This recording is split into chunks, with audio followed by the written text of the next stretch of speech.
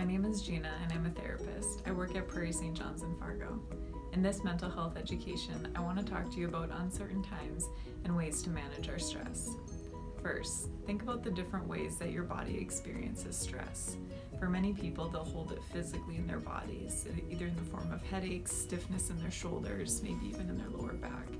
It's very common for children to hold different types of stress in the form of a stomach ache or even eye strain. Thinking about the different ways our body can store stress is a better way to understand how we can recognize when this is happening to us and then be able to do something about it. Throughout the day, your body will hold a lot of tension that can be easily released through very simple techniques, which we'll get into later in this video. Stress can manifest itself in different ways depending on your age group or different lifestyle choices you make. We'll also talk about different ways that you can cope with stress and how to better manage very uncertain and trying times that we're facing. There are many different symptoms of stress that people might not recognize. Whether you're in school or going to work every day, you might find difficulty focusing on tasks, feeling lethargic or low energy. You might be feeling irritable, feeling more emotional, tearful, or snapping at other people.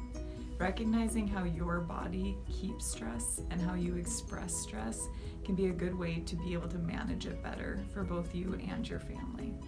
Children often find themselves feeling tearful, as if they're ready for a nap or they just need a break. Adults may mimic something similar, in which you need to recognize that it's time to pause, reset, and maybe have a timeout of your own.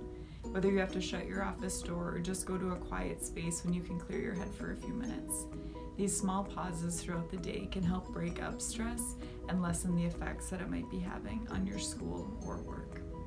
For college-age students, there might be different symptoms such as not being able to sleep or feeling like you need to stay up all night to get different projects done. It's important for everybody to be able to set timers and deadlines for themselves so they know when work needs to pause and when relaxation needs to start. The good news is during these uncertain times, there are lots of different ways that we can cope with stress.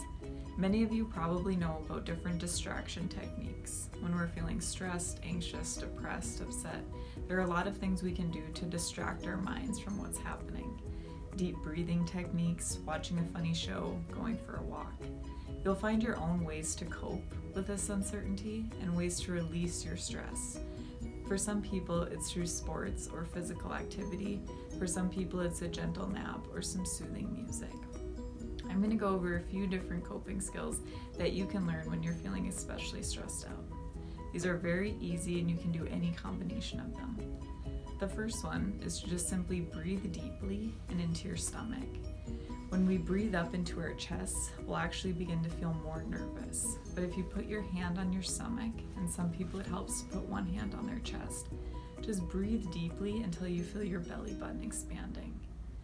When you get these big, deep breaths into your diaphragm, that's where the true relaxation will start.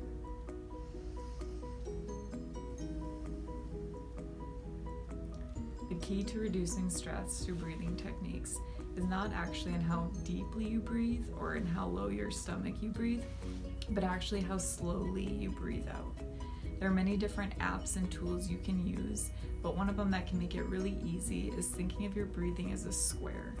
You can breathe in for 4 seconds, hold it for 4 seconds, breathe out for 4 seconds, and then hold it again for 4 seconds.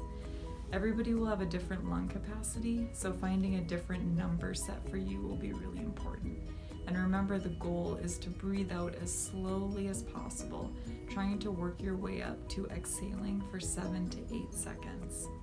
These easy breathing techniques can do wonders in helping you understand that there are ways to calm down where you don't need any other tools or resources. Again, the 4 square breathing. Breathe in for 4 seconds, hold for 4 seconds, breathe out for 4 seconds, and then hold for another 4 seconds. Keep doing this until you can get up to a minute or 2 minutes. And remember, the more you practice and the longer you practice, the better the effects will be for you. Another distraction technique that you can use to cope with stress is the simple visualization technique.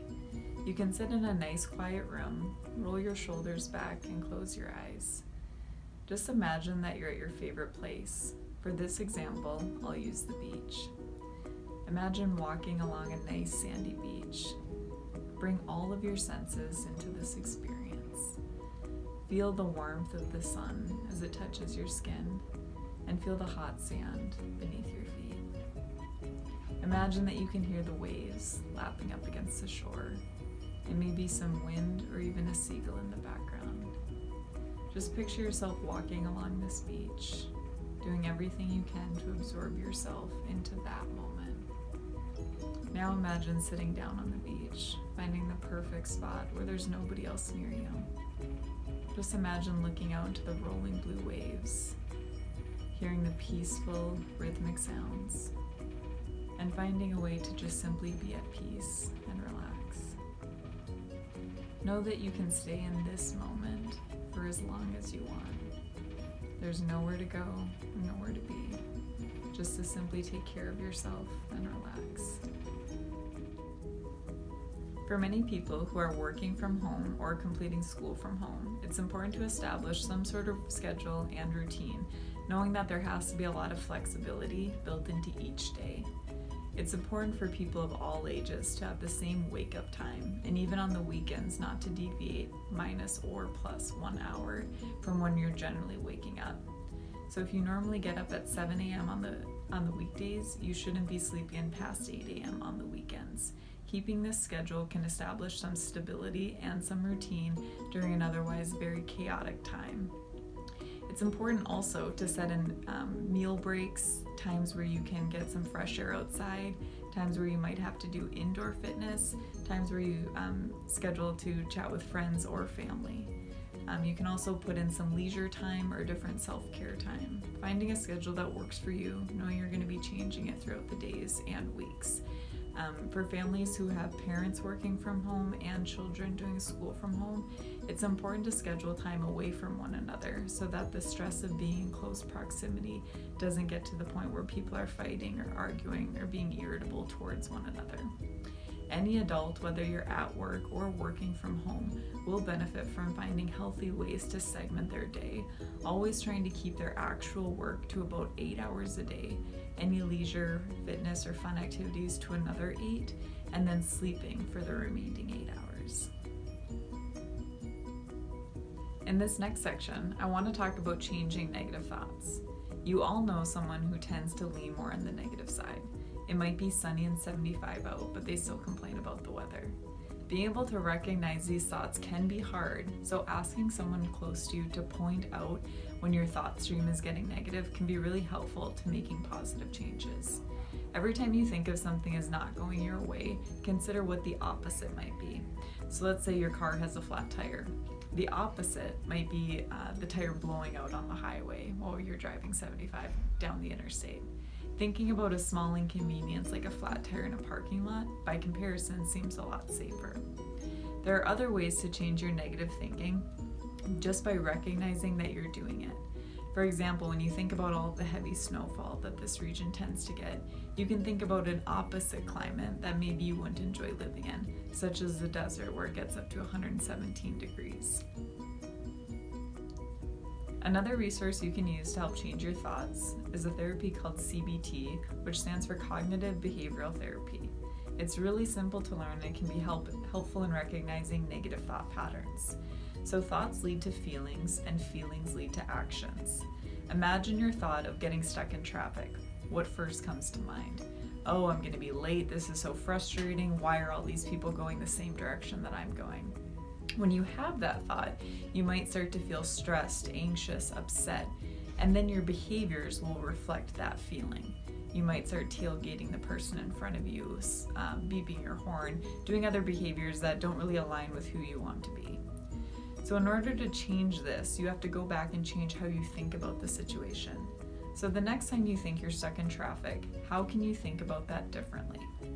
One way is to think, now I have some time to myself. I can turn on the radio and listen to a favorite song. I can download a podcast before I leave the house and hit play when traffic starts getting heavy. Once you think about it differently, you feel differently. Now, rather than thinking you're going to be late and this is really frustrating, you think, what a gift to have this time to myself, extra minutes where I can relax before I get to my destination. Once you start listening to your favorite song or podcast or just doing some deep breathing techniques, then you start to feel better and your actions reflect who you want to be. You'll be a patient, compassionate driver. Now I want to talk about healthy boundaries with negative media and social media. So think about putting blocks on your social media accounts, either removing the apps from your phone or deleting your accounts altogether.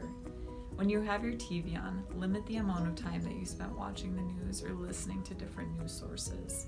While in some respects people want to be informed, in other respects the amount of negative images and media that comes through us each day can be really troubling without recognizing it. You might be experiencing low mood, stress, or anxiety simply from watching the news without recognizing that this is happening to you. With your family and friends, be sure to set clear boundaries, especially if you have differing opinions from them. Letting them know what you're willing to talk about and topics that you would prefer just to avoid. Especially with the holidays coming up, it can be really good to have a game plan as you're going into events where you'll be surrounded by family and friends, maybe after several months of not seeing them. When you're on social media, if there are certain people that cause a lot of stress or anxiety for you, don't hesitate to mute, block, unfollow. Just trying to remove this negativity from your life isn't you doing something negative towards them, it's doing something positive towards yourself. These stressful times are so uncertain right now that you can do things to curate a very positive life for yourself. As long as you're polite to those around you and show kindness, they should be respectful of these boundaries that you're setting for yourself and for your family. Also, talk to your children about people on social media or in school that tend to get under their skin. If these people are bothersome to you when you see their images or see different things that they're posting, don't hesitate to get them off of your feeds. Creating as much positivity in your life while there's uncertainty and negative images happening all around you can be a good buffer for all of the negativity being experienced right now. To recap, the focus of this mental health education is on uncertain times and better ways to cope with stressful situations. We talked about ways to recognize stress, either in ourselves and others, and different ways to cope with stress, whether it's through distraction techniques or changing our thoughts. Always remember that if something's getting to a point where it doesn't feel right, there are professionals out there that you can meet with to help you through these difficult times. If whatever situation you're going through, or someone in your family, a friend, or a coworker, if this starts to become a crisis, be sure to reach out. There are resources in every community, and we want you to be able to access Prairie St. John's for different mental health needs. Thank you for taking a moment to invest in mental health today. During these isolating and challenging times, please remember that we are in this together, and there is hope and healing.